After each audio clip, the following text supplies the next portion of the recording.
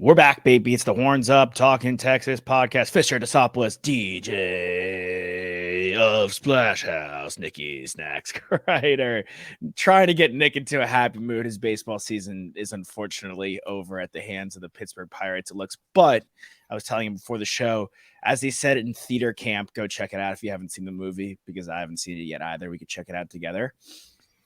Bad dress rehearsal, great open. Nick's two teams, the Padres and the Horns, have had bad luck the past couple years. I mean, the Padres did go to the NLCS, but outside of that, had pretty bad luck. Bad dress rehearsal for Nick's Padres, unfortunately, but I'm taking that as a positive sign for our Texas Longhorns. Greg McElroy had us over the 9.5 wins, and that was his bad dress. That's how it works, bro. I'm a glass half full. I'm a glass just straight up full kind of guy. You know, I thought that my entire life that's how it works, right? That not all of my teams could be this bad and give me heartbreak. But I'm sitting here at 28 and a half years old, and every single one of my teams has broken my heart. I can't promise you that we're going to get a national championship. I can promise you that we won't get our hearts broken this year. We won't? No. We get our hearts broken every year, no matter what the expectation is. I mean, there's been seasons when we knew we weren't going to be good, and then we win a couple of games and we think, oh, maybe this is the team, And I mean, the Notre Dame game, I had a high ankle sprain at the Notre Dame game. That's why I didn't suit up. But I did have a high I was so drunk and had a high ankle sprain, and I hobbled all the way back to West Campus, and I was dying, and I was like, you know what though? At least we're going to be a top 10 team in the country, and we're going to have a shot at the playoffs. We're going to be great and win the Big 12 potentially. 4 months later, our head coach is fired. I feel you. We get our hopes up, but I do think this year. Yeah. By the way, that was also 7 years ago, bro. Was it? No. Yeah, that was sophomore year of was it junior? It was junior year, right? When we beat them at home. Senior year, we lost them on the away. We got crushed by them on the away. All right, 6 years. I'm just saying, it's continued heartbreak. Look, man. I know you're just saying. I'm just trying to keep you in check. I know you like to be precise. Thank you. Look, man, I think there's just so much positivity, but it's not like an outlandish positivity that we've seen in the past where everyone's like, we're back moniker, like all these like crazy, like harebrained, like monikers that are being thrown around and t-shirts and whatnot, the mullet, like this is like actually the first time the sentiment around our football team is actually serious. How often have we talked about like act like you belong? Like it's the first time we're kind of acting like we belong at the big table. I think also, like, this is the most talented roster that we've put together. It really is. I really think it is. I'm just laughing because we say that every year, but it actually is. No, it actually is. I mean, drinking from a straw. I mean, like, we had the third recruiting class in the nation. Like, that's a big feat that we haven't been able to do in a long time. Yeah. And we got some good transfers coming in.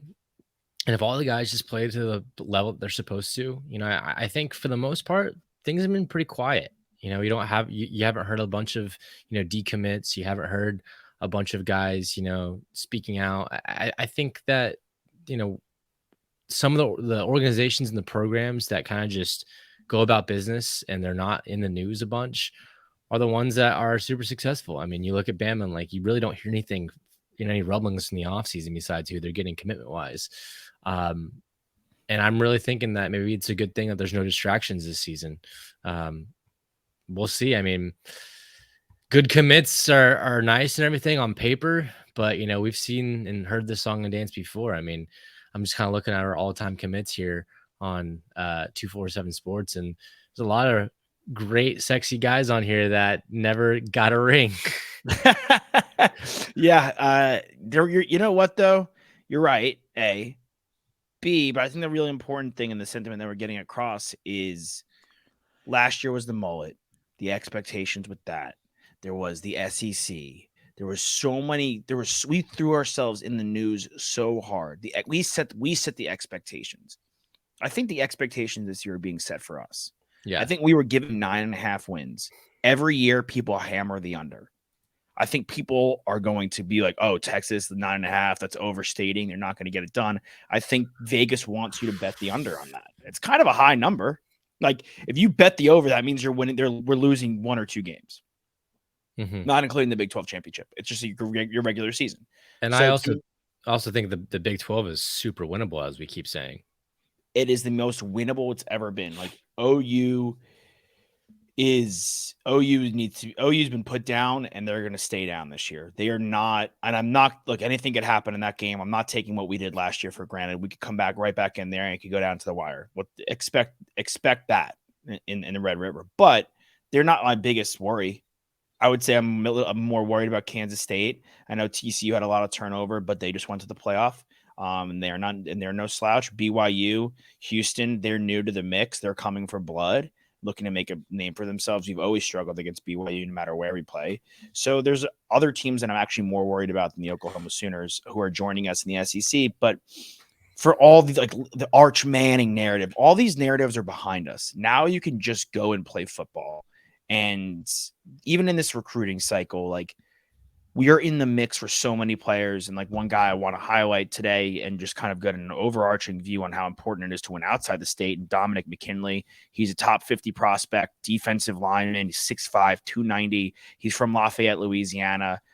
It's us and the OU. Yeah, it's us and the OU Sooners that are pretty much neck and neck to land him right now. And I want to stress how important it is to win outside the state.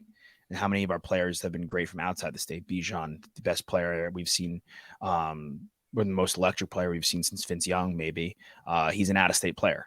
And said be the guy who's taking his place or expected to take his place is an out-of-state player. Xavier Worthy's an out-of-state player. How important it is to be one of those programs, out-of-state player, how important it is to be one of these programs that not only dominates in-state, but can dominate outside of state. But as far as expectations for this year, we are in a really good place where we're not doing the talking for ourselves.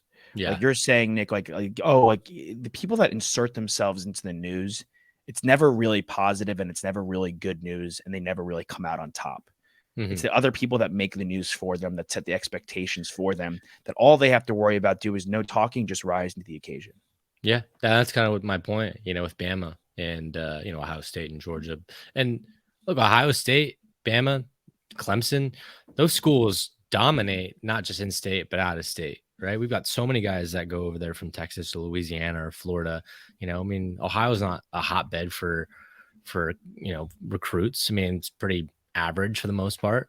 But when you're stealing kids from Texas and you're stealing kids from Louisiana and Florida and California, like then you're doing some damage there. But I would say that this year in particular for recruiting, the class of 2024, it's the biggest it's been in a very long time when it comes to in-state recruiting. There's a lot of guys that are on the radar that we cannot let lose to A&M or OU. Kobe Black's one of them. Colin Simmons is another one. Micah Hudson. Those guys are all in-state 5-star recruits at the top of their ranks for their position.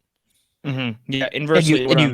When you have a massive, just quickly, you have a massive opportunity with TCU having so much turnover, with OU being knocked off their horse a little bit last year. Same thing with Texas A&M, a team that wasn't even bowl eligible. You have an opportunity to have the best roster out of those 4 teams and take advantage of that by setting yourself up, obviously, with momentum going to the SEC and solidifying some of those recruits in state, but also just showing those potential Longhorns how much better Austin and the University of Texas is in comparison to those aforementioned schools. And I say that with no flack to those schools because they're also great universities, but they just can't really hold a candle to the University of Texas if we are a winning program as well. Everything else has always been taken care of.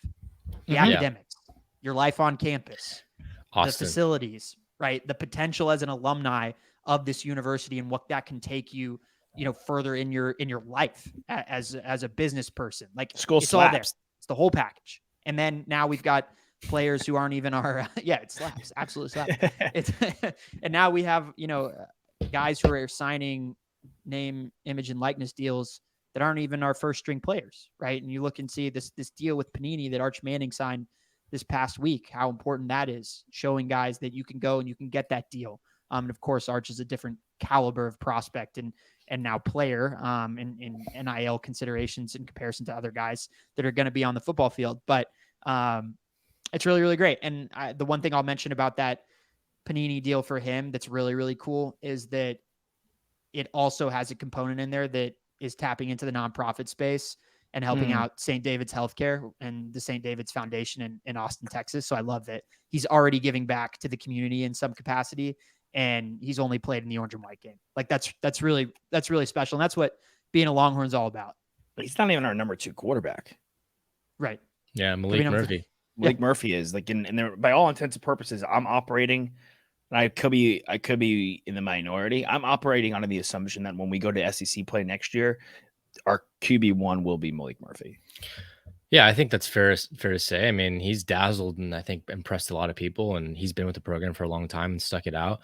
Look, I mean, Bama does it all the time, right? Mac Jones sat behind Tua and Jalen Hurts and waited his turn, played one season really, and won an Natty, and then got drafted in the first round by the Pats. I mean, this happens quite often.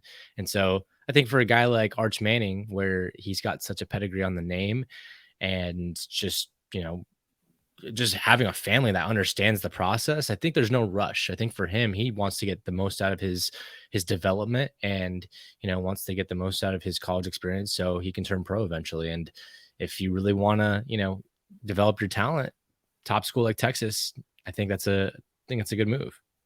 Yeah, I agree. And I do think that there should be no rush just because of your last name. And as exciting as it is to have him and as good of a deal he's made, not only for himself, but for St. David's, the best player should play. And if Malik Murphy, when push comes to shove next year, is the best player, so be it. But this year, I think the expectations are fair. I like that Greg McElroy picked us to hit the over. I think it's a really high over. And I know people are like, 9.5 wins. Like they think of the NFL or or a good team, like it usually hits that over. But again, reiterating, that would mean we would have to lose only to Bama and another team, or just to Bama to hit the over. Like 9 wins still misses it. Going 9-3, which would be better than last year, still misses it. And then I think that going to your point, Nick, when they're recruiting, Justin Williams, linebacker from Oak Ridge, going to Georgia from Texas. So that's another guy we lost. If you look at the top 10 guys in the 20 and 24/7, Micah Hudson, wide receivers, number 2. It's looking like he'll be going to Texas Tech. Bryant Wesco looks like he'll be going to Clemson. Terry Bussey, a guy that we thought we had a really good shot at. Right now, A&M's the favorite. It's really Kobe Black, the number 6 recruit, and Colin Simmons. And then outside of that, everyone's Lagway is going to Florida, understandably so. He's a quarterback. And then Xavier Philosame is going to Florida as well. And Tatum, OU, and Jonah Ajoni is going to Georgia. A lot of the in-state guys are taken, quite frankly. And as we know, just as easy as you're able to, lose a commit, you're also able to flip a commit too. I mean, we've seen it time and time again. I mean, Anthony Hill last year was committed to A&M, decommits in November. Now he's a Texas Longhorn. He's enrolled with our university, right? That was our big fish last season. So just because guys are committed to these schools, until they sign the letter of intent, until they enroll, they're still up for grabs. So I would still keep the full court press on Micah Hudson and Terry Bussey.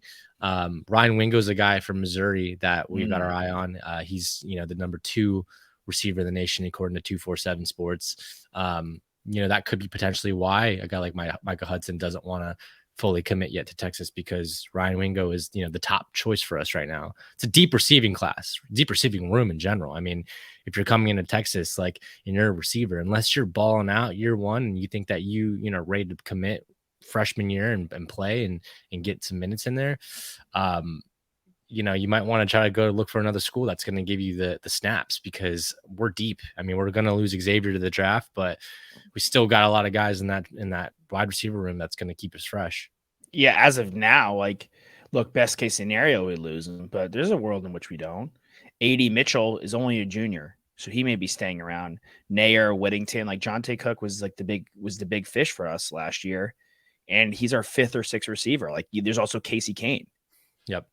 So there's definitely a lot of cooks in the kitchen, no pun intended, but Ringo would be a great addition. But that's a little update for the folks right there.